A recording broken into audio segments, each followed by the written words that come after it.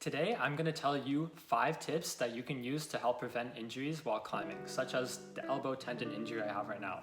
Number 1, maintain 3 points of contact on the wall as much as you can, and what I mean by this specifically is 1 foot and 2 hands. If you have 2 feet on the wall at all times, it's a lot easier for your body to tend to rely more on your tendons and your muscles to pull yourself up the holds instead of your skeleton in your arms. It's a lot better for you to rely on your skeleton because that can take more weight and it won't get injured as easily as your tendons and your muscles if they're pulling your entire body up the wall for multiple boulders or a long route. This tip was actually from Magnus Mippo. If you haven't seen him already, I would definitely suggest going and checking him out. He's an amazing YouTuber, an amazing climber, and I would absolutely trust him with any climbing tips ever. Really quick, if you're enjoying any of the tips in this video, please consider subscribing. It really helps me out a lot, and I plan to release a lot more beginner content and content of me progressing through my climbing journey as I'm just starting out, and I really love it. Thank you, and back to the video. Number 2 is get off the wall as quickly as you can the moment you start feeling any pain. I made the mistake last week of climbing through pain because I felt that if I didn't, I would be wasting time at the gym, and I didn't want to waste time there, and I really wanted to have a good bouldering session, and I want to improve at bouldering because I love it. So I thought that leaving early would decrease my skill and just decrease the amount of fun I had bouldering, and that was a pretty big mistake because it made my elbow only hurt worse. You don't want to prolong an injury or make it worse by climbing through it because that pretty much 9 times out of 10 will make it worse. So if you feel any pain, I'd highly suggest getting off the wall, resting for a few days or maybe 5 or 7 days like I'm doing, and then coming back on the wall when you absolutely feel no pain and you feel like you are ready to climb again without running into the same incident. Number 3 is buying your own climbing shoes. This is super important, and you don't want to be using rental shoes at every single bouldering session because number 1, they're not fitted to your feet size, and if you get your own pair of shoes, then you can spend more time working with the people who work at your gym or wherever you're buying shoes to find the right size for you and a size that you can potentially tighten more and that's more flexible, and this will help you to not slip off the wall and not have any weird things happening when you're going for a hold. This is really important so that you have as much structure and as much support as possible on the wall. And if you fall off the wall, you could get injured and potentially fall on your elbow or something like I kind of did. That's definitely not what you want to be doing. So I'd highly recommend getting your own shoes. I actually made a video about getting my own pair of beginner shoes for the first time right here. So feel free to go check that out if you want some advice and want to just see how my experience was buying shoes. Number 4 is to chalk up. The first few times that I went climbing, I did not use any chalk. This was a pretty big mistake as the skin on my hands got really bad. They started blistering. At one point, I just couldn't hold on to holds anymore.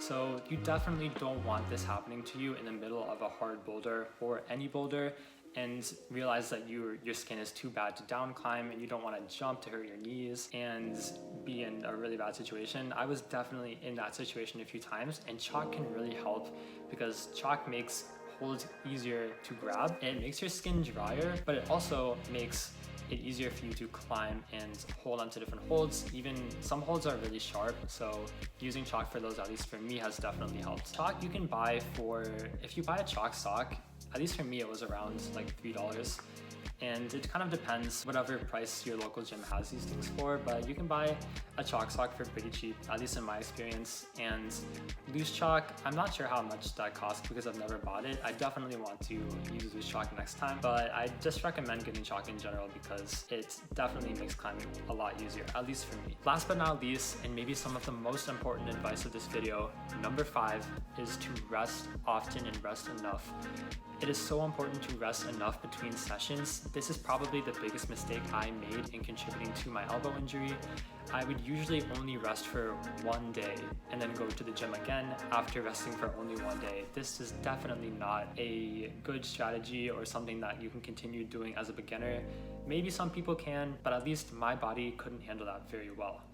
When you're new to climbing and new to pulling yourself up places, the tendons of your arm take longer to adapt than your muscles. So your muscles can maybe grow, can get stronger, can adapt to the wall more quickly and adapt to pulling yourself up the wall more quickly. But to my knowledge, the tendons actually take longer, and if you push your tendons too hard, your muscles could be pulling on your tendons as you keep climbing and climbing too quickly and too much. and then that could lead to tendon injury and overstrain of the tendon. I'm no doctor, but I'm pretty sure this is what happened to me, and it was pretty painful. So I would definitely suggest resting more than I do, maybe 3 or 4 days between sessions or something, especially as a beginner while your tendons are still adapting.